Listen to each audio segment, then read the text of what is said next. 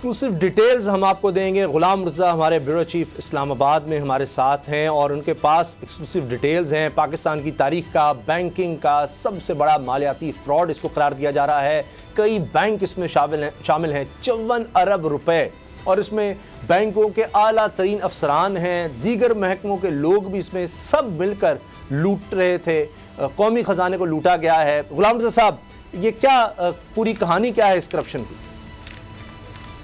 देखिए जी, ये मालियाती स्कैंडल जो है ये FIA ने बेनकाब किया है और फ़िलहाल सिर्फ नेशनल बैंक ऑफ पाकिस्तान का नाम लिया जाता है, लेकिन नेशनल बैंक का जो शेयर है ये है 34.61%, यानी कि 18 अरब रुपया, इसमें से 54 अरब रुपये में से 18 अरब रुपया जो है वो नेशनल बैंक ऑफ पाकिस्तान का गया है।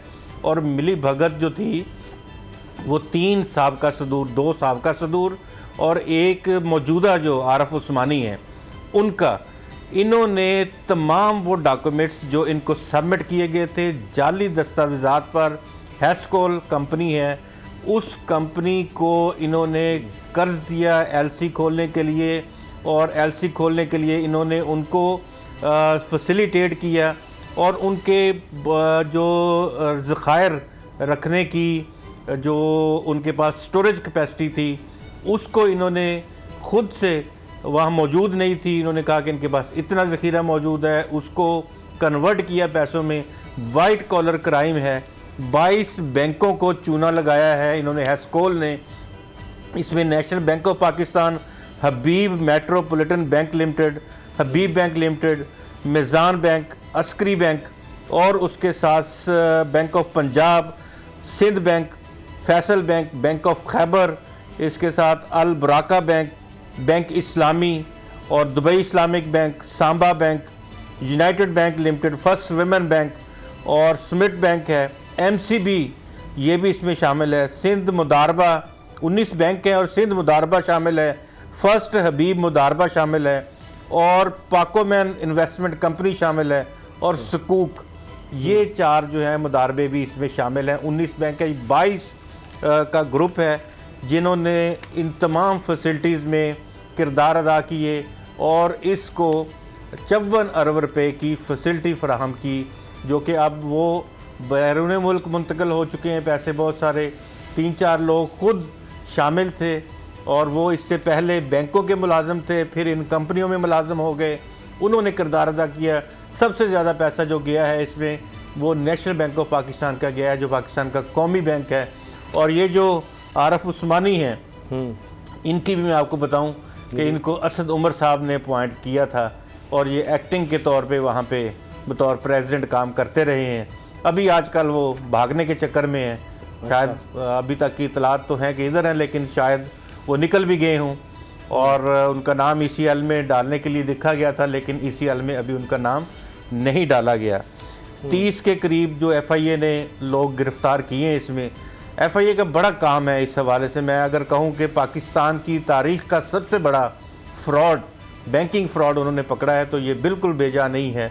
इतना बड़ा फ्रॉड और इतने लोग जो सिर्फ़ और सिर्फ जिसको हम कह सकते हैं बाअसर तरीन लोग, और जिनके बराह रास्त ताल्लुक़ हों वज़ीरों के साथ और वज़ीरों की अपॉइंटमेंट्स हों, और इस वक्त एक बैंकर जो है हमारे वज़ीर ख़जाना हैं, और उस बैंकर के होते हुए इन बैंकों के नाम सामने लाना, ये FIA ने बहुत बड़ी हिम्मत का काम किया है।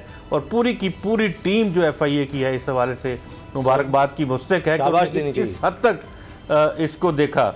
बिल्कुल सही। लेकिन अगर हम ये देखते हैं कि क्रेडिट ग्रुप के ओहदेदार जो थे उन्होंने क्रेडिट लाइन की फैसिलिटी दी, फिर बाइको पेट्रोलियम भी है, उसको चलाने के लिए पैसे दिए गए 5 अरब, जाली लेटर ऑफ क्रेडिट।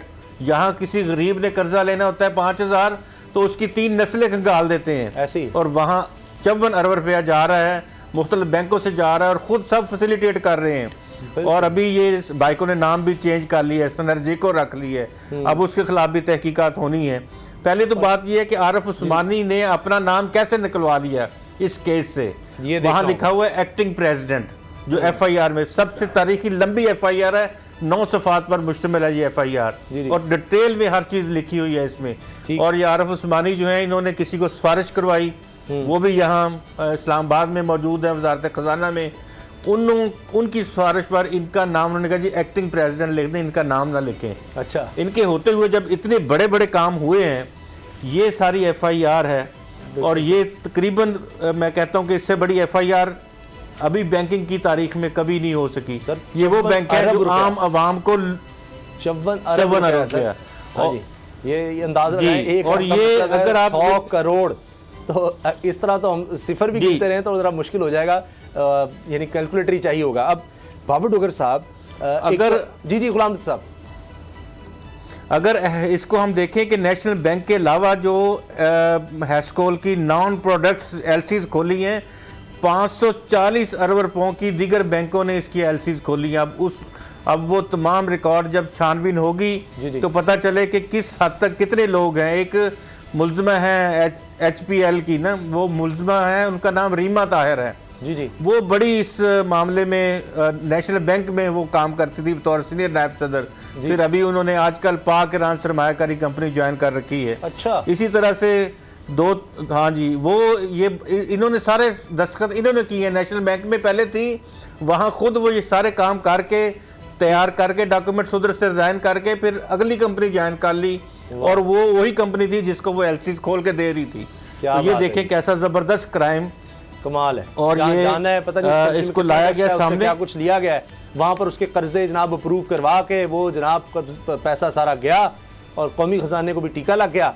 लेकिन बाबर डोगर साहब, इसमें अप्रिशिएट तो करना चाहिए कि FIA ने एक बड़ा काम किया है, ये 54 अरब रुपये का गबन, और जाहिर है कि ये वेल कनेक्टेड लोग होते हैं। खुद इमरान खान साहब कहते हैं जी माफिया है, ताकतवर को कानून के नीचे लाना बड़ा चैलेंज है, फिर खुद एतराफ़ भी करते हैं मैं एहतसाब नहीं कर सके। तो जहाँ पर किसी बड़े पर हाथ डाला जाए, 30 इसमें लोग गिरफ्तार किए गए हैं, तो ये बड़ी बात है। अब आगे तो यह है कि इसको मंतकी अंजाम तक पहुँचाना, लेकिन पहला काम तो कर दिया गया है, उसको इनिशिएट करके गिरफ्तारी तक जाना कोई छोटी बात नहीं है।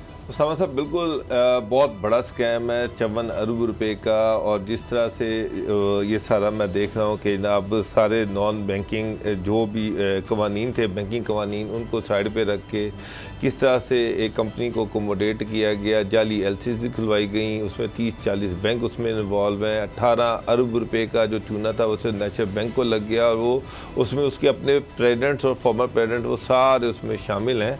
लेकिन असल चीज़ ये है कि इसमें जो हुकूमती वज़रा या जो ताकतवर लोग इनके पीछे हैं, जो इनको फैसिलिटेट करते रहे, या जो इनके पीछे खड़े थे, जो इनकी अपॉइंटमेंट्स करवाते रहे, उनके नाम भी सामने आने चाहिए कि कौन कौन से ऐसे लोग हैं जो अभी इनको प्रोटेक्ट कर रहे हैं, प्रोटेक्ट करने की कोशिश कर रहे हैं। जिस तरह से अभी गुलाम मुद्दा साहब कह रहे थे कि आरिफ उस्मानी साहब जो हैं, उनका नाम उनको सिर्फ एक्टिंग प्रेसिडेंट लिखा गया, और ये है कि अगर वो भाग जाते हैं तो अल्टीमेटली उनको भी कहीं ना कहीं बैकिंग हासिल है। अभी वो कह रहे थे कि एक मिनिस्टर जो है उन्होंने उसकी अपॉइंटमेंट करवाई एक्टिंग प्रेसिडेंट के तौर पे। तो ये जो इमरान खान साहब को देखना चाहिए, वो ख़ुद तो इतना बड़ा वो लेके चल रहे तहरीक इंसाफ हो जनाब, ये वो सारा कुछ कि हम एहतसाब करेंगे, एहतसाब ही हमारा नारा है। एहतसाब का मतलब ये नहीं है कि सिर्फ शहबाज शरीफ को जेल में डाल दिया, हमदा शहबाज को डाल दिया, नवाज शरीफ को डाल दिया, अपना मशीर इसलिए चेंज कर दिया कि जनाब नवाज शरीफ और हमदा शहबाज पे हाथ क्यों नहीं डाला जा रहा।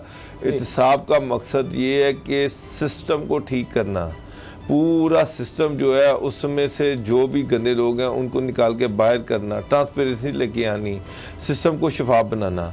2-3 पॉलिटिकल फैमिलीज के पीछे पड़ के उनको गिरफ्तार करके अपनी सियासी राह हमवार करने का नाम एहतसाब नहीं है। ये एक बड़ी क्लियर चीज़ है।